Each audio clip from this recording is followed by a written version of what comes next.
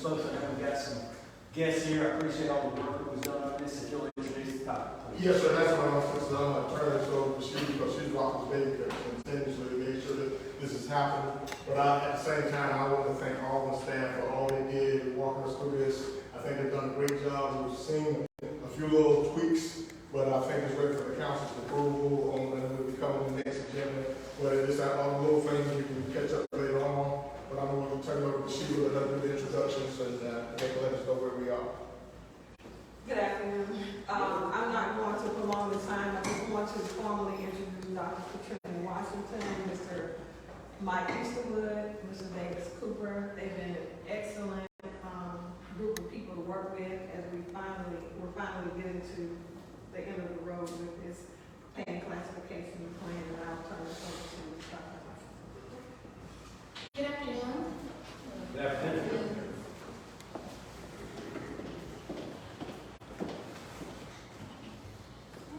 As Rashida stated earlier, I am Dr. Patricia Washington, and I'm an HR consultant with Auburn University. And on behalf of Auburn University and the Government and Economic Development Institute, it's a pleasure for us to be here today.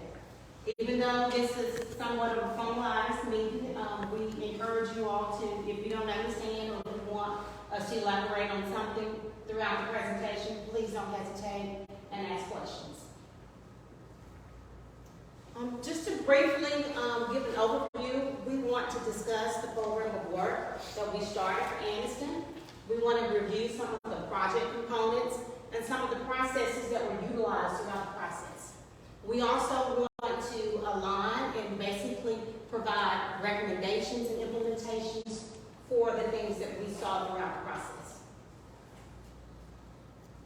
First of all, the fundamental elements for all of our personnel projects, we want to make sure that they're compliant with not only federal laws, but that they're compliant with state laws as well. We want to align our personnel projects with best practices. We want to make sure that we incorporate not only internal equity, but external equity as well. We also want to address any issues that the city may have faced with retention and recruitment. And we also want to provide the tools for Anniston to make sound decisions and to protect and make useful, efficient utilization of the resources. So let's talk about the program of work. We performed interviews utilizing Zoom on selected incumbents. These were incumbents that the city identified. As you all know, we started this process in August of 2020, which was the height of COVID-19. So the interviews were conducted via Zoom. We developed 121 job descriptions. We conducted evaluations or assessments of those job descriptions. And from that, we developed 3 classification plans. One for the city general employees, one for the fire department, and one for the police department. We assembled pay data from selected organizations that the city identified, as well as organizations that we identified that would be comfortable in size with Anniston. We also developed 3 pay plans. We developed a pay plan for the city general employees, we developed a pay plan for the fire department, and a pay plan for the police department. And last but not least, we provided and prepared the end of the project report, which included our recommendations and ways to implement these processes that we developed. The job descriptions. We gathered information related to the essential functions that is that's required to effectively perform the job, the knowledge, skills, and abilities that are required to perform the job, and the minimum qualifications, such as the level of education that's required, any type of experience, any type of credentials, or certifications that's required. We developed these draft job descriptions and submitted to the city for review. These job descriptions were reviewed not only by the incumbents, but their supervisors as well, and the HR director. We also asked that these incumbents, as well as the supervisors, sign off on these draft job descriptions to make sure that the job descriptions were accurate. And then we also asked for their input. If there were things that needed to be modified, if it needed to be revised, we asked that they included that on the job description handwritten, and submit those back to the HR director, who in turn submitted them back to us. After that process, we developed the final job descriptions, and then those final job descriptions were submitted to the city. As I stated before, a total of 121 job descriptions were developed. Within those job descriptions, we identified that there were certain departments where we needed to develop promotional ladders, job families. Specifically, there were citywide jobs, there were jobs that were located in parks and recs, and jobs that were located in public works department. Where we developed these families, 1s, 2s, and 3s, the 1s would be identified as an entry-level employee.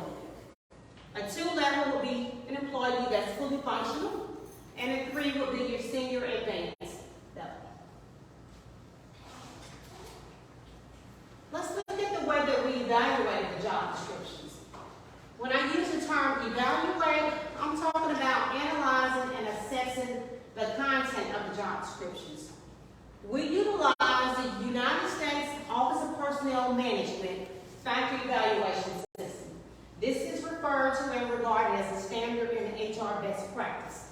It has been utilized for decades. It has been tried and true as a tool to use.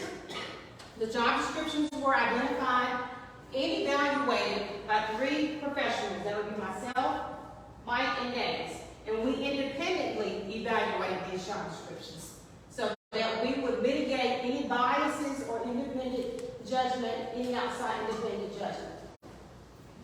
Once each of these scores were assessed to each of these job descriptions, we assigned a provisional grade using that factor evaluation system. Adjustments were made based on the organizational structure, such as reports. The factor evaluation system. Within this factor evaluation system, there are 9 compensable factors that we're looking at when we are assessing the content of the job descriptions. Those 9 compensable factors are, number 1, we're looking at what is the knowledge that's required for the job. What level of education? Are there any certifications or credentials that's required for the job? We're looking at the supervisory control. Does that job have to be directly supervised, or is that a job that requires that it's a broad span of control? We're looking at the guidelines, the complexity, the technical nature of the job. We're looking at the scope and the effect of the decisions that are being made. What type of decisions that are being made and who does it affect? We're looking at the personal contacts, whether that be internally within the organization or externally. We're also looking at the physical demands and the work environment. So let's talk a little bit about the classification plan. We want to make sure that we emphasize that we did not assess an individual that was currently occupying that job. We looked at the job in and of itself, the content of the job. The job descriptions were organized into provisional grades, and the grade structure was reviewed to identify any inconsistencies. Finally, any recommendations, any things that had to be modified, we were discussed with the Anniston leadership team, and if deemed necessary, we modified. Okay, let's look at the proposed classification plan for the general city employees. If you'll notice, there's a grade 1, but there's no job that was recommended for that grade. We have grades 1 through 15, and you'll see that in the proposed classification plan, the top grade is 15, and there are currently no jobs recommended for that grade. There's a little, you can see these a little bit better in your package if you want to look a little bit closer. A little bit easier to read than trying to read on the screen. Okay, and this is the proposed classification plan for the fire. This grade started at a PS for public safety of 200, and it proceeds to PS 208, with the fire chief being at the top of that grade.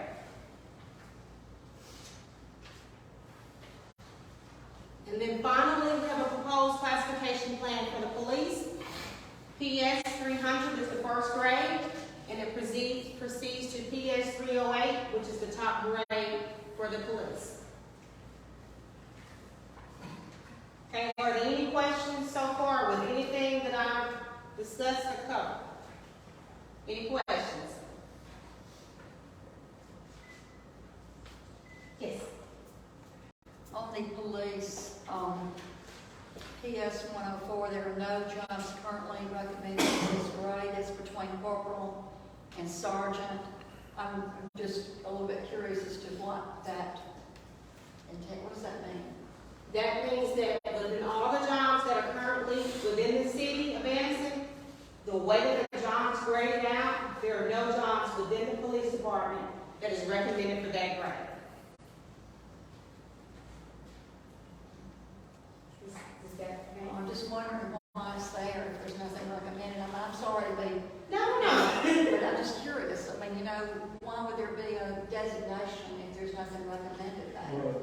Can I answer one thing on that? During this process, the current pay classification that we're in has everybody lumped in the same thing. When there are spaces within there, it gives the police department, hypothetically, an option to where if there was a need to create a position to fill a gap between the rank of corporal and sergeant, that particular job, at least space to plug that job in there. I said, okay, thank you. You're welcome.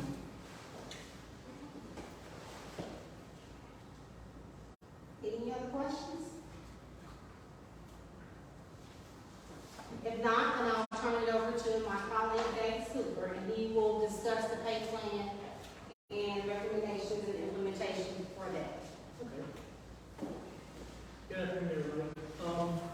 Where we're going to start now, let's do a quick review. We started off the whole process, developing the job descriptions for you. Those are the linchpin, the cornerstone, the key to the whole process.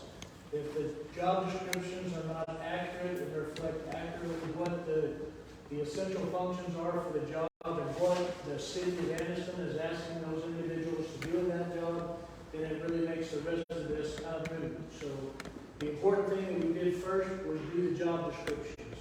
Then we evaluated them and placed them into some sort of an order to develop the classification plan.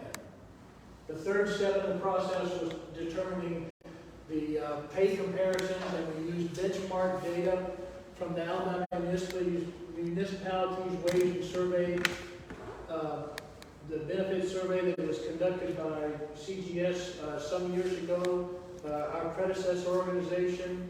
We also used data that was developed in 2020 for the Alabama Association of Public Personnel Administrators. How to do? You good? I get that wrong every time.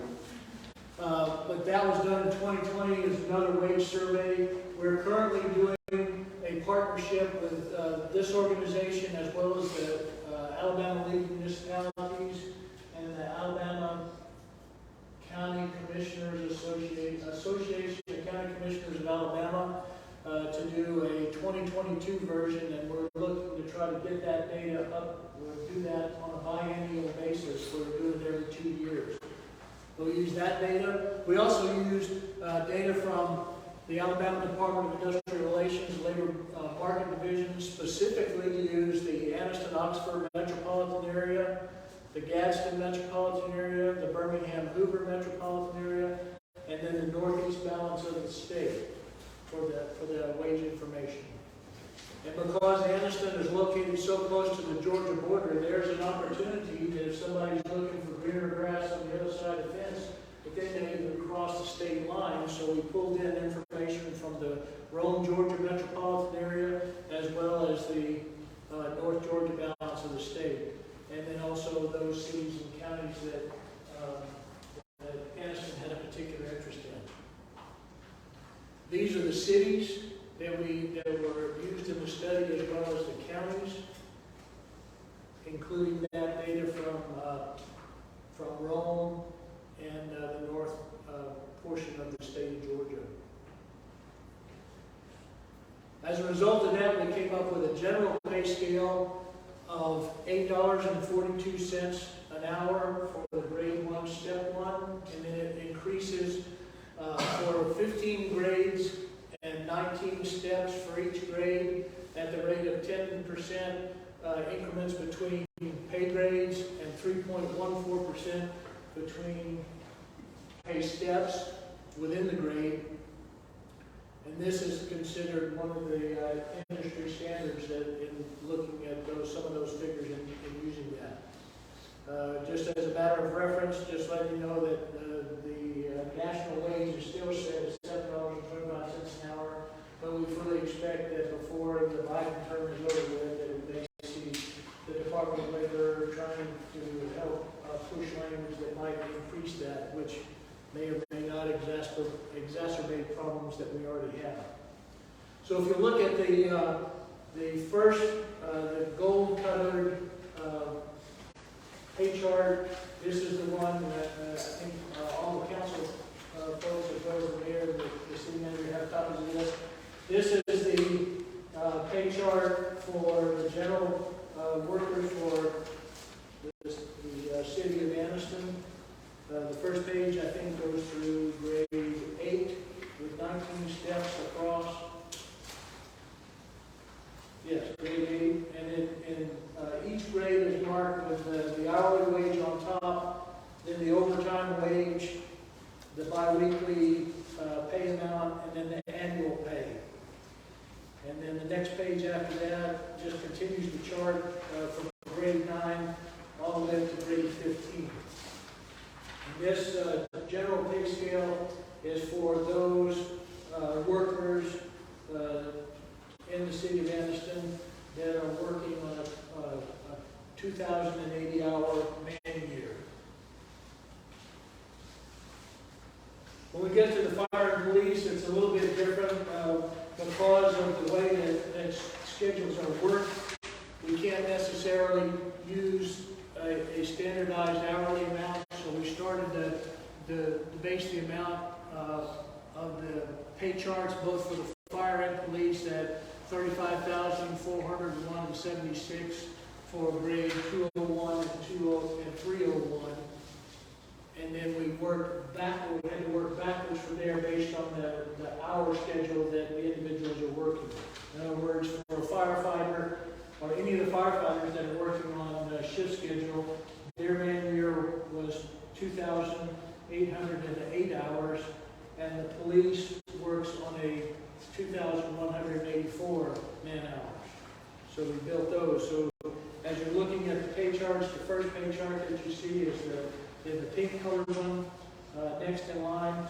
That's the 2808 man year for that, based on that original starting point that we talked about for annual salary. And then notice the next page is the fire, but that is a 2080 man year, and there are some people that are certified firefighters that do not work shift work. The fire chief, assistant fire chief, some of those, they would be paid based on the 2080 man year pay scale for the fire department. When you move over to the next page where it gets into the blue color, that now shows the police.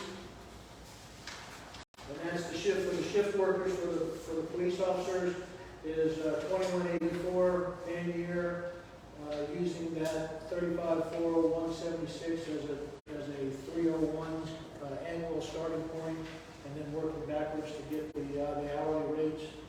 And then the last page is the 2080 version of the same pay chart for those police officers, certified police officers that do not work the shift work, that they work the 2080 schedule.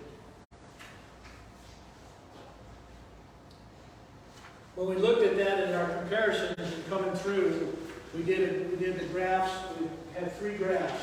One graph, the city of Anniston, which is the red line, and that's the current pays based on the grades that we came up with. The blue line is our benchmark rates of those cities, counties, towns, organizations that we used as benchmark values. And then the green line is the proposed pay line for the $8.42 an hour.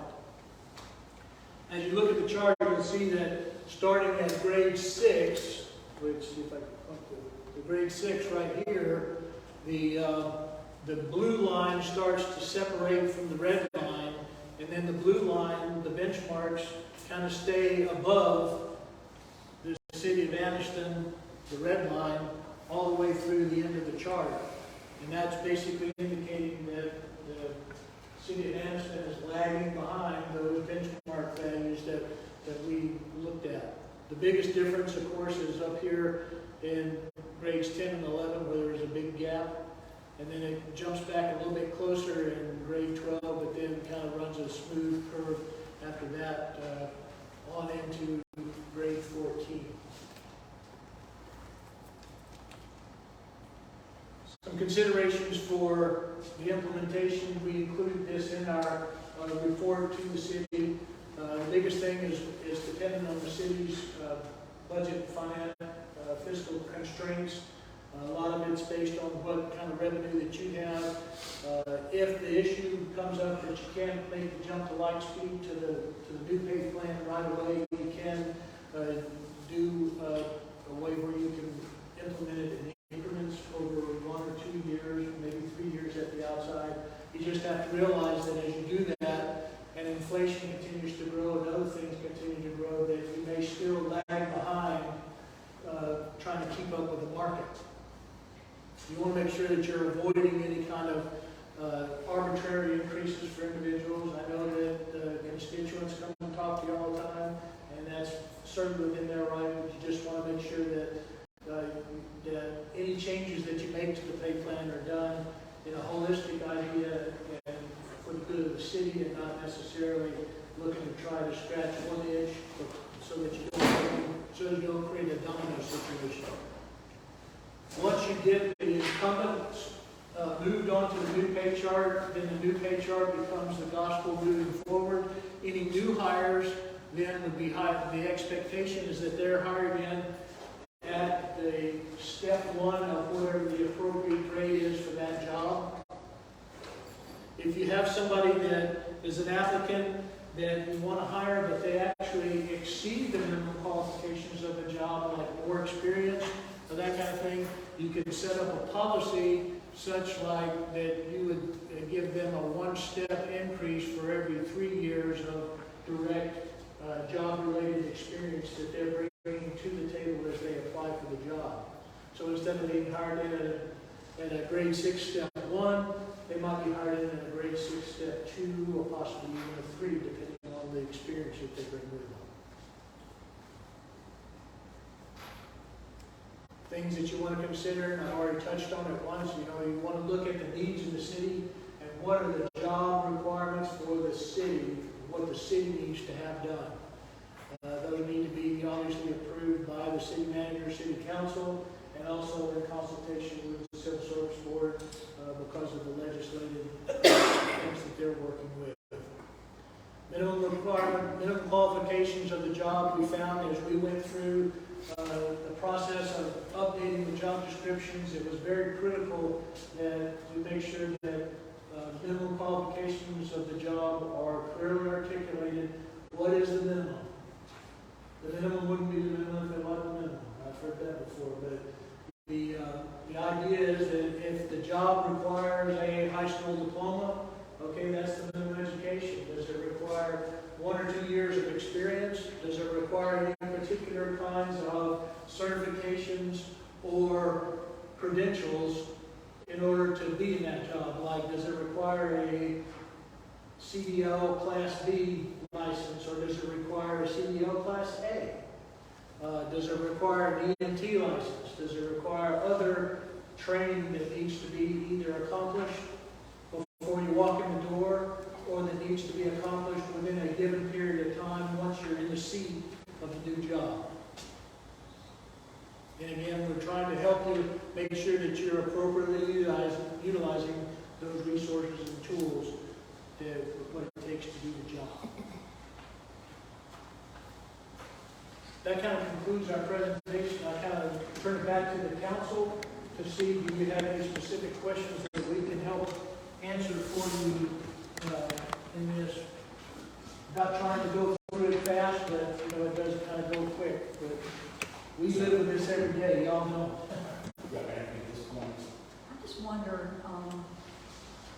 if we were to go, you know, by the recommendations, do we have a total number, based on the number of employees we have right now, that might increase, the total number in the budget is what I'm trying to figure out. Let me ask that, thank you, sir, because I think now that they've given you where we are and the staff, the conversation that we had with staff, I want us to understand what he said that when you show that graph, which was good, that we look at showing how far we are behind. Why we're so far behind is because we have not done this study since 1999. We have not done another study to actually talk about since 1999. And then in the past, what's happened is formal leadership has, instead of addressing the problem itself, we addressed it by cutting staff. We cut staff so much and we got so low down in staff, whereas then the quality of life started to suffer. So now we have the opportunity, what he's talking about, he gave us some numbers, the numbers that I asked for. And what we're looking at most importantly is how do we impact our sustainment. So how do we impact making sure we take care of the low end? I've had this conversation with our leaders. Let's look at the low end at first, let's identify them. Let's see how we can bring them up to where they need to be so our sustainment can keep continuing to go. And I think if we do that, we look at the budget and we can absorb in the budget this year by making sure we impact that, and that's a starting point. But keeping in mind that we still, there's tweaks that we can do moving forward, but in order for us to get to where we are, because we're already feeling it as an entity within the city, because already we're losing people to McDonald's, we're losing people to Walmart and other places. We've already seen the impact that it has, but this can be done, but it's going to be a tight budget, but we've already included in the budget that I'm going to present to you tonight for next week to looking over. It's already, those things have been included in there. After we talk about leadership, my leadership and staff wise, and we can do this. It's not going to be easy, but it's going to be, it's doable. And I think if the more we push it back, the further behind we get, and the further behind we get, the more we hurt our sustainment as a city, and the quality, that hurts the quality of life of our citizens. So this is doable. We've already looked at it, given the numbers, I asked for numbers from them, and given the numbers that we need, the idea to make this work, starting from the top end, not forget about our own end. We didn't forget about the job as the supervisor. So I think we have a plan to present the council, which is already included in the budget this year, and we're still going to have a balanced budget, but it's going to be a little tight. Yes. I do think it's important that we do this for retention and for recruitment of quality personnel. Yes. I'm glad that. Thank you all for doing this. Thank you for taking leadership. Can we get this email to everybody to DD's here as well? So I'm going to do everything to make sure we're not going to stop by picking the budget tomorrow. And I'll make sure that she will put this in the packet, and I'll make sure that it's put in there. And when we stop by to pick up the budget as well. very good. Thank you, sir. Anything else on the pay and classification? All right. Thank you all so much again. We appreciate y'all's time and y'all's efforts. Look forward to continue working on this. Thank you so much. Thank you. Okay, folks, let's see. Number 2, self-explanatory routine, cash reimbursement, any issues with that? We've got board appointments on the consent agenda tonight. Bill Robinson's room for any reappointments to the Water Works and Sewer Board. Any issues or comments there? Although the intern is here. Of course, we'll vote on the consent agenda. All right, folks, we've got surplus equipment item 4. Anything? No, sir. The only thing is, that's just a trade-in. Water Works is doing some things to try to help the budget, and we're trading surplus equipment and actually buying new equipment for far less. It's already, they have it in the absorbed in the budget. It's nothing that we have to go out. It's already in Public Works budget. But we're trying to try this out so we can actually look at where we can replace this equipment. The county already does something like that, and we do something like that with dump trucks, where if we trade it in at a certain time, we can get more value from it and then continue to make sure our equipment is updated. So I think it's a good thing to not be in the work. It's not nothing for us or anything else required from the budget, because it's already budgeted in the public works, they're going to absorb it in the budget. Very good. All right, let's move on then. Item 5, this is actually on the agenda tonight, and it is on swine and fat. Millie, you want to speak to that? Well, basically, the people who contacted me live in Ward 3. And anyway, Ciara asked if I would take it forward. And what they want to do is, we've talked about this before, is to be able to raise their own hens. And as Jay told us recently, one hen can produce 250 eggs a year. And as we know, that's what, yeah, unbelievable. And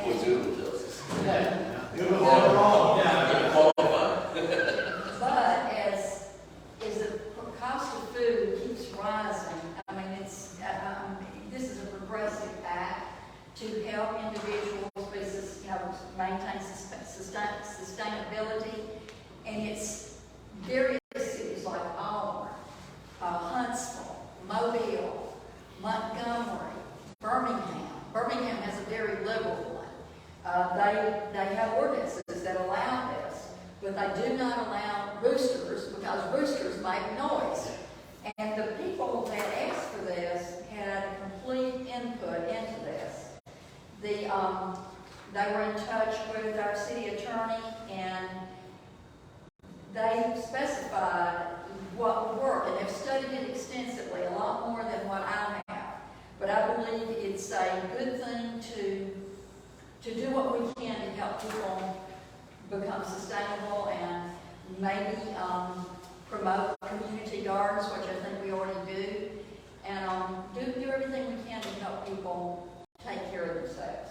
And that's the motive in this one. And it is progressive. It is not going back to the dark ages, I promise. Well, and I think the ordinance protects neighbors. Oh, it does. It does. And Tana, she's here. And Tana has a right, or the code enforcement people, to revoke. The people have to have a license, and she has the right, and the other code enforcement officers, to say if there's a problem, they can revoke that license. So there's some flexibility here with the city, being able to say you are not honoring the guidelines of this ordinance, and you're not going to allow to do this anymore. So I think it's good on both sides. The only thing that staff has asked is that Jason is asking that if we could make this effective October 1, that would give us time to get all the enforcement documents necessary so we can have them in place. That's what we're asking, just to make it effective October 1, so we get all the documents in place.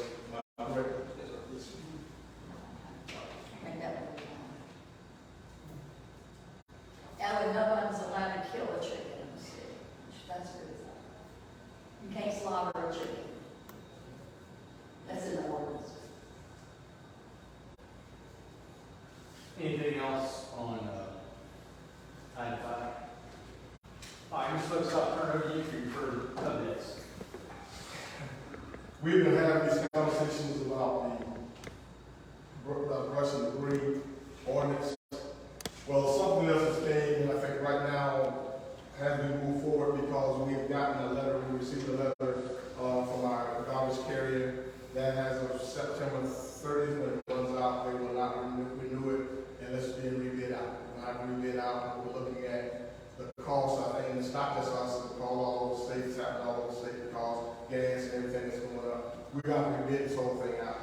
So, in keeping what the council's already talking about, has already brought to the staff, we're looking at making sure including brush and other things in this process so we can have alternatives to bring before the council. So if we need to have brush or garbage picked up, or just look at maybe putting brush in there, and if they take over the brush, then that means public works will free up so they can actually take over some of this other stuff and go out there and clean up the community and do those things. So we're going to have some alternatives, but I'm looking to keep in mind, we pay about $900,000 or something a year.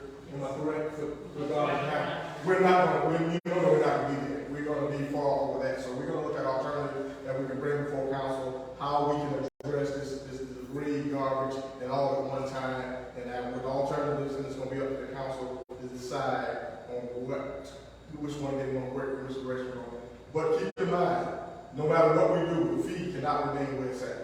The fee is gonna have to go up across the board. It cannot remain the same, because whatever it is, the gas and everything, it's gonna cost us more to do this. And right now, I think if we're this year, We're under about 160,000, I think, each year, is how much we lose on garbage right now. So as we move forward, if we want other things to go with this, it's gonna cost us money, but I think this is the time to bring forward council so we can make an informed decision on how we can address all this at one time.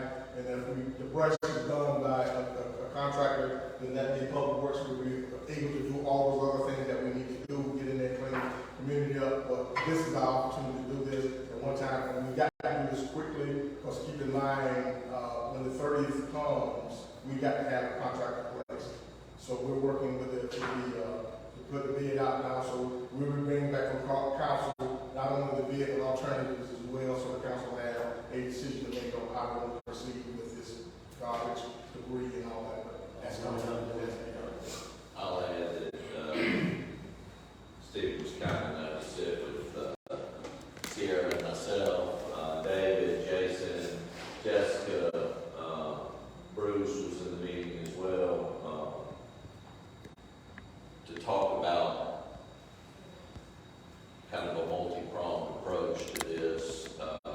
Obviously, we've had a history of exempting folks that probably didn't qualify based on the ordinance to be exempt. We're addressing that. We have a problem with our collections, and we're not, we're working to resolve that piece as well. So there are a number of pieces and parts to this that we're kind of hitting from every possible angle to try to come to some comprehensive solution that won't dig too deep into the taxpayers' pocketbooks in order to right the system. Some of it, there's some low-hanging fruit out there that we're not picking right now that we're going to figure out, and some of it will be probably an increase in our fees, but some of it will also be a better way of monitoring and maintaining collections of past due amounts. Some of it's going to be purging of those rolls as well. All of those things together to try to figure out how we can get a hold of this and quickly get a hold of it. The kind of thing that got me asking for the meeting was the comment we had where it's like, public works to start picking this up, it's 4 to 6 months before we're going to get it. That's unacceptable. It's unacceptable to our constituents, it's unacceptable to all of us, and it's unacceptable to public works. I'm not throwing public works under the bus, they're just being realistic in what they're telling us with the manpower that they've got. So it becomes a bigger issue when you look at it from that perspective. So we got engaged, and I offered to stay engaged and continue to offer that in any capacity that is of value to all of us, and trying to get this brought to a solution and a rapid fire one. So that helps us keep talking about it in work sessions. I know that. Yeah, thank y'all for doing that. But this is a wrench in the process right here that we didn't see coming. So it does impact it in a way. So. And thank you, Councilman David, and Council for your input. We're going to find a resolution sooner than later. Chief of Dr. Trail, I sent out an update to council with the entire update. I think that everybody get the update for all projects, but also it came out another one, I sent out another Dr. Trail. I wanted you to be provided that this thing is moving along, we continue to move along, so conversations being had, and I want we've tasked them that every 2 weeks, they will give us an update, and I will share that with you with Dr. Trail, so you can share with your constituents as needed. But I just want to continue to give those updates. And thank you for staying on top of that. Keep this thing moving. That's a great job. Thank you. Comprehensive plan update, of course, everyone has been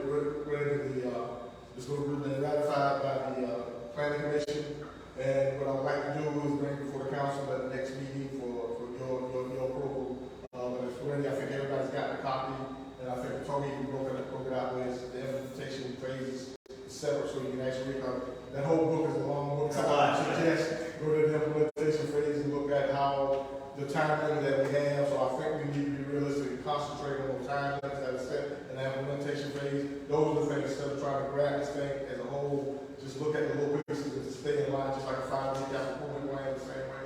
But keep in mind, as soon as we get the representatives from each council member who they want to still at the steering committee, the quicker we can move in. It would be great if we had that next week so we can have that conversation next week and how to move forward and pass it on to the token staff so they can start moving forward. No, that's correct. If we could do that, I'd love to have a press conference at our next meeting when we ultimately ratify this, so everybody know what a big deal this is, you know, where we're going forward. So, yes, sir. Yes, sir. Jackson will work on that.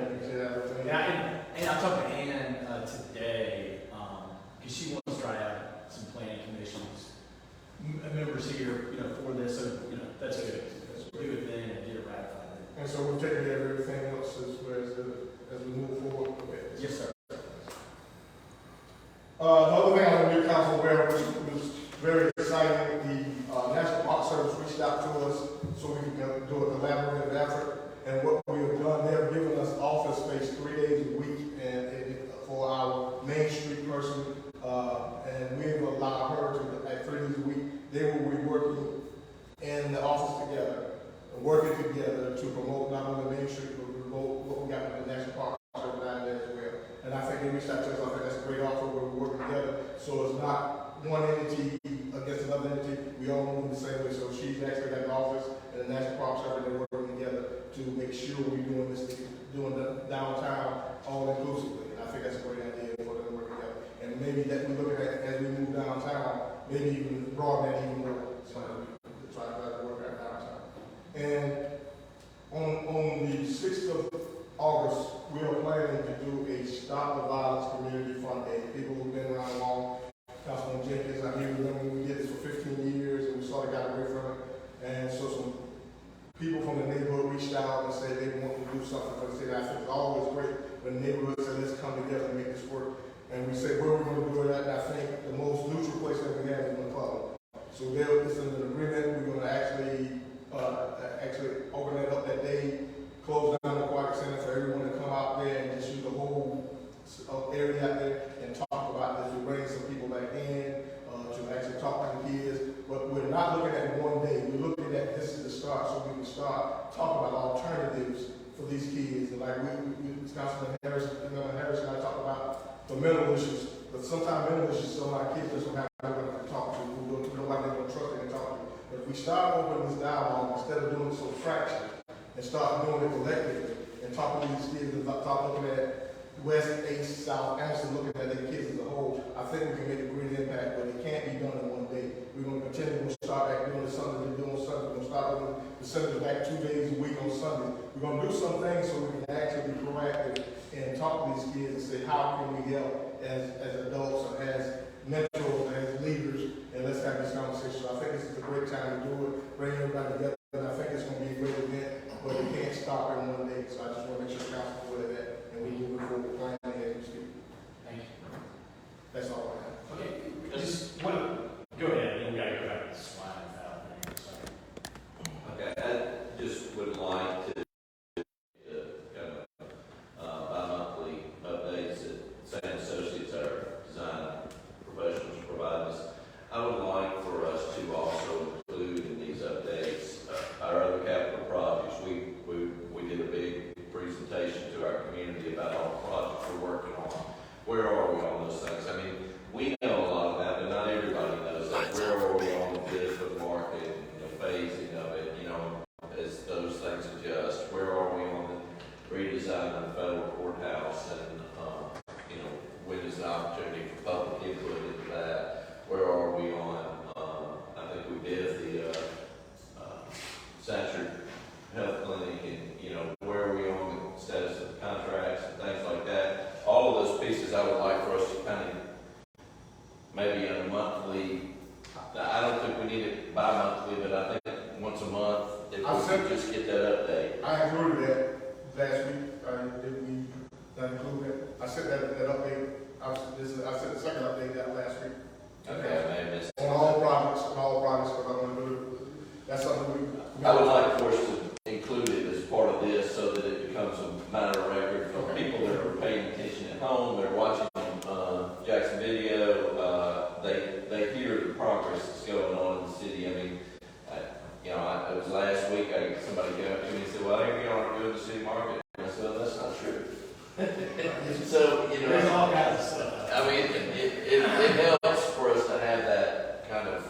repeated in the public eye, if we can. I will do that publicly, but what I've done in the past, what I've done, just give the council or the constituents the answer, but I'll make sure I do it on record. And the next meeting, I'll update what I gave out to you, talk to you as well. Yeah, I'm just thinking, maybe once a month, once every 6 weeks, whatever makes sense. Some of it doesn't make sense to do every month, so. That'll work. All right. Okay, so just going back to the domesticated chickens ordinance, for section 4, we've got this ordinance shall become effective the October 1 following its adoption and all that. But under section 4.8.1, subpart 2, B, we got to put a fee in here for this. There's no fee in this. So we may need. That's a good point, but is that, Let's do a $10 fee per permit. Is that what we said? No, I mean, that's just, I'm throwing an option out there for that, because it don't need to be high, but I mean, it's just a. Is that what the city? Years was good out there on October 1 is a good time because again, all fees have to be approved by the council. So that'll be included. We're going to bring a free schedule for the council to approve during the budget process, so that can be included in that as well. So we Yes, sir. So we can bring it tonight pending the rules. Well, we didn't say that. Yeah. We just do it. Yeah, that's So Jason will come up with one and it'll be included in the fee, but you all, that will be a part of the process, so y'all can comment on it before we approve the budget. But I just really can see what other communities are doing. That's not a problem. Hey, and what I may do since, voting on this, I don't normally do this, but so everybody will know, I'll just read this ordinance, because it's only 2.5 pages. Instead of asking for, motion to read by title only, so people can know what's in this thing. That's fine. Okay.